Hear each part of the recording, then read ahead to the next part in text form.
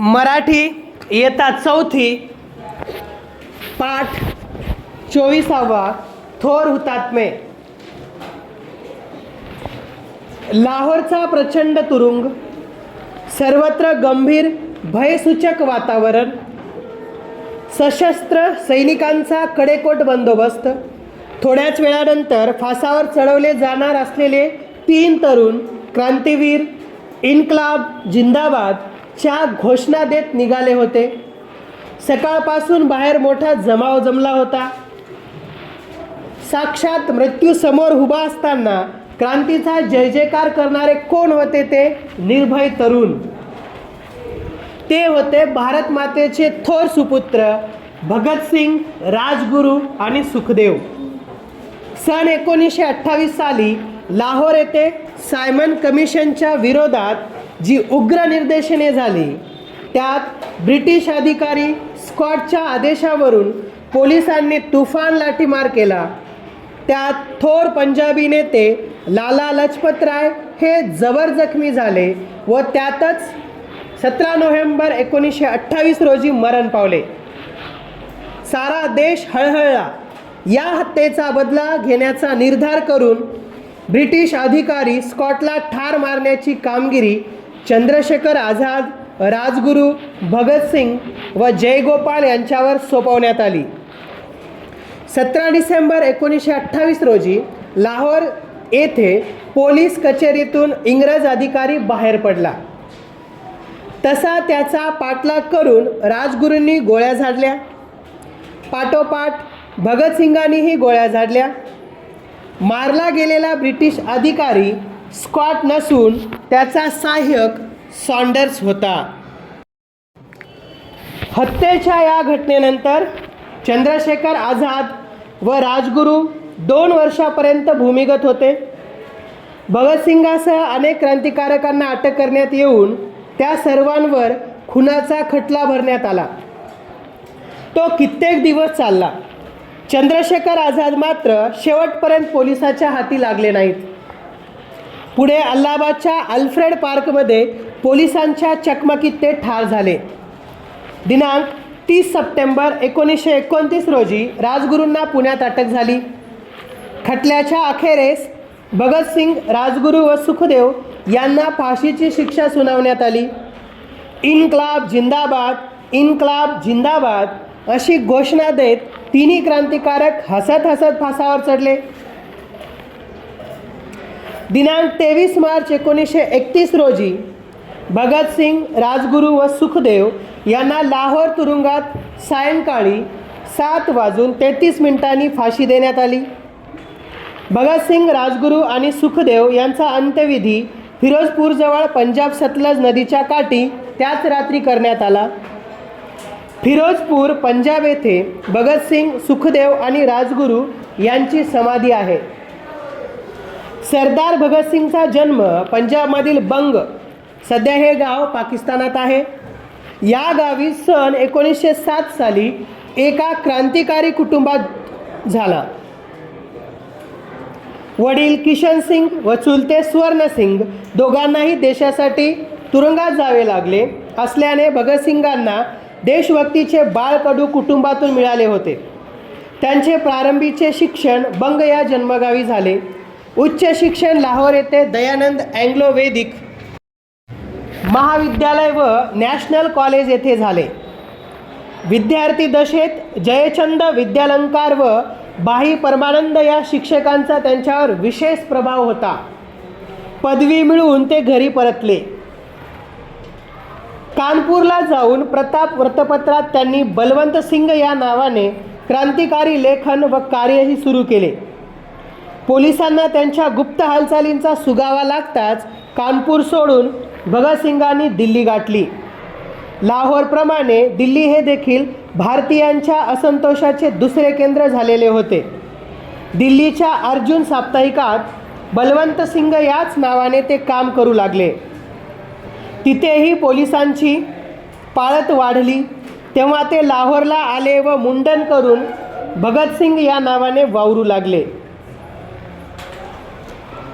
शिवराम हरी राजगुरू यांचा जन्म महाराष्ट्रातील पुणे जिल्ह्यातील खेड येथे एका मध्यमवर्गीय कुटुंबात झाला. प्राथमिक शिक्षणानंतर ते विदर्भाची सांस्कृतिक राजधानी अमरावती येथे गेले. तेथील हनुमान आखाड्याच्या वातावरणात त्यांना देशभक्तीची दीक्षा मिळाली. पुढे संस्कृतच्या अध्ययनासाठी ते बनारसला गेले. न्यायशास्त्रातील मध्यमा परीक्षा उत्तीर्ण झाले. त्याच वेळी इंग्रजी, कन्नड, मल्याळम, हिंदी व उर्दू या भाषा त्यांनी चांगल्या अवगत केल्या. काही काळ ते काँग्रेस सेवा दलात देखील होते. मात्र बनारसच्या त्या वास्तव्यात चंद्रशेखर आझाद, सचिंद्रनाथ सन्याल आदी क्रांती नेत्यांशी त्यांची ओळख झाली व त्यांच्या हिंदुस्तान रिपब्लिकन आर्मीमध्ये दाखल होऊन राजगुरूंनी रघुनाथ या टोपण नावाने उत्तर भारतात उसळलेल्या क्रांतिकार्यात सक्रिय सहभाग घेतला. त्याच सुमारास त्यांची भगतसिंग, जतीनदास, सुखदेव आदी पंजाबी क्रांती नेत्यांशी मैत्री झाली. सुखदेव यांचे संपूर्ण नाव सुखदेव रामलाल थापर, आईचे नाव शल्लीदेवी असे होते. सुखदेव यांचा जन्म 15 मे 1907 रोजी लुधियानातील चौरा बाजार येथे झाला. या ठिकाणाला नवघर असेही म्हणतात. त्यांनी पंजाबमध्ये क्रांतिकारकांची संघटना स्थापन केली. किंग जॉर्जच्या विरोधात गुप्त मसलतीच्या योजनेमुळे ब्रिटिश सरकारने त्यांना धमकावले. त्यामुळे ब्रिटिश सरकार विरुद्ध सुखदेव अशी स्थिती निर्माण झाली. सुखदेवांनी ल्यालपूर, पंजाब येथे 1926 पासून तरुणांना एकत्र जमवण्यास सुरुवात केली. हिंदुस्तान सोशलिस्ट रिपब्लिकन असोसिएशन नावाची नवीन देशव्यापी संघटना उभारण्याचे ठरले. भारताला ब्रिटिशांच्या शोषणातून मुक्त करणे हे या संघटनेचे उद्दिष्ट होते. सामाजिक न्यायावर व समतेवर आधारित समाज निर्माण करणे हे त्यांचे ध्येय होते. केंद्रीय समितीत सुखदेव व भगतसिंग हे पंजाबतर्फे होते. यात शिव वमी, चंद्रशेखर आझाद आणि कुंदनलाल हे विद्यार्थीही होते. लाहोरच्या नॅशनल कॉलेजमधील अभ्यासिकेत सुखदेव यांनी भारताचा इतिहास, रशियन राज्यक्रांती या विषयांचा चिकित्सिकपणे अभ्यास केला. जागतिक पातळीवरील क्रांतिकारक साहित्याचे विविध दृष्टिकोन त्यांनी अभ्यासले. कॉम्रेड रामचंद्र, भगतसिंग आणि भगवतीचरण होरा यांच्या मदतीने त्यांनी नवजवान भारत सभा ही संघटना लाहोर येथे स्थापन केली. या संघटनेचे कार्यक्रम पुढील प्रमाणे ठरवण्यात आले. स्वातंत्र्य लढ्यासाठी तरुणांना प्रोत्साहित करणे, तर्कसंगत वैज्ञानिक दृष्टीचा अवलंब करणे, जातीयतेविरुद्ध लढणे व अस्पृश्यतेची प्रथा बंद करणे या कार्यक्रमात त्यांनी सक्रिय भाग घेतला. 1929 मध्ये लाहोर खटल्याबद्दल तुरुंगात असताना त्यांनी कैद्यांना मिळणाऱ्या अमानुष वागणुकीबद्दल उपोषण केले. सुखदेव यांना लाहोर खटल्यात माफीचा साक्षीदार होण्याचे सुचवण्यात आले, पण त्यांनी ते बाणेदारपणे नाकारले.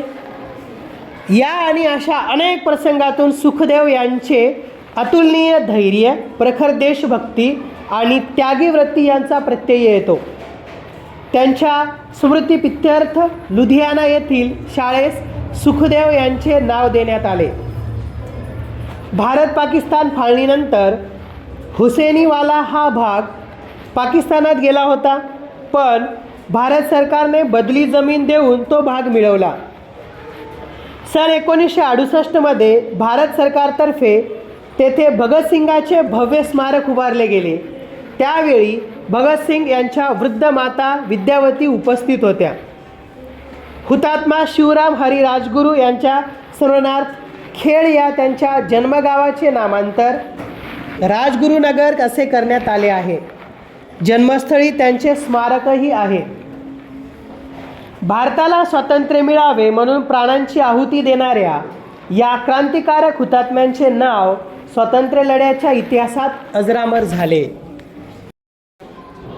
पाठ 24वा थोर हुतात्मे या पाठाचे संपूर्ण स्वाध्याय पाहूयात. प्रश्न पहिला, एका वाक्यात उत्तरे लिहा. 1. लाहोरच्या तुरुंगातले 3 क्रांतिकारक कोणत्या घोषणा देत होते? उत्तर, लाहोरच्या तुरुंगातले 3 क्रांतिकारक इन्कलाब जिंदाबादच्या घोषणा देत होते. 2. 1928 साली लाहोरमध्ये कशाच्या विरोधात निदर्शने झाली? उत्तर, 1928 साली लाहोरमध्ये सायमन कमिशनच्या विरोधात निदर्शने झाली. 3. भगतसिंगांनी कोणकोणत्या महाविद्यालयात उच्च शिक्षण घेतले? उत्तर, भगतसिंगांनी लाहोर येथे दयानंद अँग्लो वैदिक महाविद्यालय व नॅशनल कॉलेज येथे उच्च शिक्षण घेतले. 4. ब्रिटिश सरकारने सुखदेव यांना कशामुळे धमकावले? उत्तर, किंग जॉर्जच्या विरोधात गुप्त मसलतीची योजना केल्यामुळे ब्रिटिश सरकारने सुखदेव यांना धमकावले. 5. कोणाकोणाच्या मदतीने सुखदेवांनी नवजवान भारत सभा स्थापन केली? उत्तर, कॉम्रेड रामचंद्र, भगतसिंग आणि भगवती चरण होरा यांच्या मदतीने सुखदेवांनी नवजवान भारत सभा स्थापन केली. प्रश्न दुसरा, 2-3 वाक्यात उत्तरे लिहा. 1. पोलिसांच्या हाती सापडू नये म्हणून भगतसिंगांनी काय काय केले? उत्तर, पोलिसांच्या हाती सापडू नये म्हणून भगतसिंग कानपूर सोडून दिल्लीला गेले. तेथे अर्जुन साप्ताहिकात बलवंत सिंग या नावाने काम करू लागले. तेथेही पोलिसांनी लक्ष ठेवल्यामुळे ते लाहोरला आले व मुंडन करून भगतसिंग या नावाने वावरू लागले. 2. नवजवान भारत सभा या संघटनेचे कार्यक्रम कोणकोणते होते? उत्तर, स्वातंत्र्य लढ्यासाठी तरुणांना तयार करणे, तर्कसंगत वैज्ञानिक दृष्टीचा अवलंब करणे, जातीयतेविरुद्ध लढणे व अस्पृश्यतेची पद्धत बंद करणे हे नवजवान भारत सभा या संघटनेचे कार्यक्रम होते. 3. बनारसच्या वास्तव्यात राजगुरू यांनी काय काय केले? उत्तर, संस्कृत शिकण्यासाठी राजगुरू बनारसला गेले. तेथे त्यांनी न्यायशास्त्रातील पदवी मिळवली व इंग्रजी, कन्नड, मल्याळम, हिंदी व उर्दू या भाषा अवगत केल्या. तसेच काही काळ त्यांनी काँग्रेस सेवा दलात कार्य केले. बनारसच्या वास्तव्यात ते चंद्रशेखर आझाद, सचिंद्रनाथ सन्याल वगैरे नेत्यांच्या हिंदुस्तान सोशलिस्ट रिपब्लिकन असोसिएशन या संघटनेमध्ये दाखल झाले व क्रांतिकार्यात सहभाग घेतला. प्रश्न तिसरा, जोड्या जुळवा. अ गट, ब गट. अ गटात 1. राजगुरू, 2. भगतसिंग, 3. सुखदेव, 4. प्रताप वृत्तपत्र. ब गट. ब गटात अ. चौरा बाजार, आ. कानपूर, ई. खेड, ई. बंग. उत्तरे: 1. राजगुरू, खेड. 2. भगतसिंग, बंग. 3. सुखदेव, चौरा बाजार. 4. प्रताप वृत्तपत्र, कानपूर. प्रश्न चौथा, खालील उत्तरे येतील असे योग्य प्रश्न तयार करा. एकाच उत्तरासाठी एकापेक्षा जास्त प्रश्न तयार होऊ शकतात. 1. लाहोरप्रमाणे दिल्ली हे देखील भारतीयांच्या असंतोषाचे दुसरे केंद्र झाले. उत्तर: 1. लाहोरप्रमाणे भारतीयांच्या असंतोषाचे दुसरे केंद्र कोणते? 2. लाहोरप्रमाणे दिल्ली हे देखील कशाचे केंद्र होते? 2. राजगुरू काही काळ काँग्रेस सेवा दलात देखील होते. उत्तर: 1. राजगुरू हे काही काळ कोणत्या सेवा दलात होते? 2. काही काळ काँग्रेस सेवा दलात कोण होते? 3. लाहोरमधील लाठीमारात लाला लजपतराय जखमी झाले? उत्तर 1. लाहोरमधील लाठीमारात कोण जखमी झाले? 2. लाला लजपतराय कोणत्या घटनेत जखमी झाले? 4. सुखदेव यांनी नवजवान भारत सभा स्थापन केली? उत्तर 1. सुखदेव यांनी कोणती संघटना स्थापन केली? 2. नवजवान भारत सभा कोणी स्थापन केली? प्रश्न 5वा. खालील शब्दसमूहांचा वाक्यात उपयोग करा. अ. बाळकडू मिळणे. आ. सुगावा लागणे. ई. पाळत ठेवणे. ई. दीक्षा मिळणे. उ. निर्धार करणे. उ. भूमिगत होणे. उत्तरे. 1. बाळकडू मिळणे. वाक्य. पंडित जवाहरलाल नेहरू यांना त्यांच्या घराण्यातच देशभक्तीचे बाळकडू मिळाले होते. 2. सुगावा लागणे. वाक्य. अतिरेक्यांच्या कारवायांचा पोलिसांना आधीच सुगावा लागला होता. 3. पाळत ठेवणे. वाक्य. चोरांच्या प्रत्येक हालचालीवर पोलिसांनी पाळत ठेवली होती. 4. दीक्षा मिळणे. वाक्य. एकलव्याला द्रोणाचार्यांच्या मूर्तीमधून धनुर्धारी विद्येची दीक्षा मिळाली. 5. निर्धार करणे. वाक्य. मितालीने दररोज पहाटे उठून अभ्यास करायचा निर्धार केला. 6. भूमिगत होणे. वाक्य. भारत छोडो आंदोलनानंतर बरेच स्वातंत्र्य सैनिक भूमिगत झाले. प्रश्न 6वा. राजगुरू यांच्या स्मरणार्थ त्यांच्या जन्मगावाचे म्हणजे खेडचे नाव बदलून राजगुरुनगर करण्यात आले आहे. शिक्षकांशी पालकांशी चर्चा करून तुमच्या माहितीतल्या अशा नावे बदललेल्या गावांची यादी करा. या प्रश्नाचे उत्तर स्वतः लिहायचे आहे. प्रश्न 7वा. खालील शब्दांना कारक प्रत्यय लावून शब्द बनवा. त्यांचा अर्थ शोधा. असे आणखी शब्द शोधा व लिहा. अ. अन्याय. आ. बंधन. ई. सुख. ई. अपाय. उत्तर. अ. अन्यायकारक. 2. बंधन बंधनकारक. अर्थ मनाई. अन्यायकारक अर्थ जुलमी. 3. सुख सुखकारक. अर्थ आनंद देणारे. 4. अपाय अपायकारक. अर्थ इजा करणारे. आणखी शब्द. हानिकारक. 2. भयकारक. 3. क्रांतिकारक. 4. गुणकारक. संपूर्ण पाठाचे स्वाध्याय सुंदर अक्षरात लिहा आणि वाचन करा.